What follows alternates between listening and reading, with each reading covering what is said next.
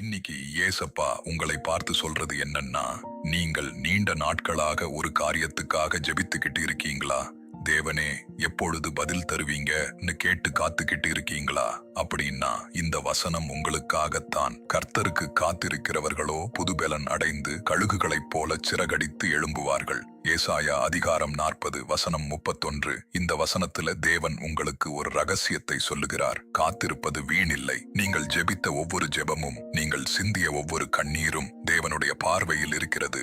இன்று பதில் வரவில்லை என்பதற்காக தேவன் உங்களை மறந்துவிட்டார் என்று அர்த்தமில்லை. அவர் உங்களுக்காக சிறந்ததை ஆயத்தம் செய்து கொண்டிருக்கிறார். நீங்கள் சோர்ந்து போன நேரத்தில் தேவன் உங்களுக்கு புது பலனை கொடுக்க போகிறார். அதனால நம்பிக்கையை இழக்காதீங்க, ஜெபத்தை நிறுத்தாதீங்க.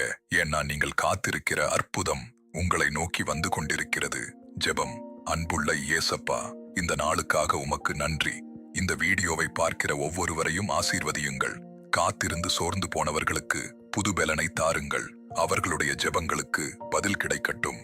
அவர்களுடைய வாழ்க்கையில் உமது வாக்குத்தத்தங்கள் நிறைவேறட்டும். இயேசுவின் நாமத்தில் ஜெபிக்கிறோம் நல்ல பிதாவே, ஆமேன். இந்த ஜெபத்தில் நீங்கள் இணைந்திருந்தால் ஆமேன் என்று காமெண்டில் சொல்லுங்கள். இன்று இந்த வசனத்தை யாராவது கேட்க வேண்டும் என்று உங்கள் மனதில் தோன்றினால் இந்த வீடியோவை அவர்களுக்கும் பகிருங்கள். ஒரு ஷேர் கூட ஒருவருடைய வாழ்க்கையை மாற்ற தேவன் பயன்படுத்தலாம்.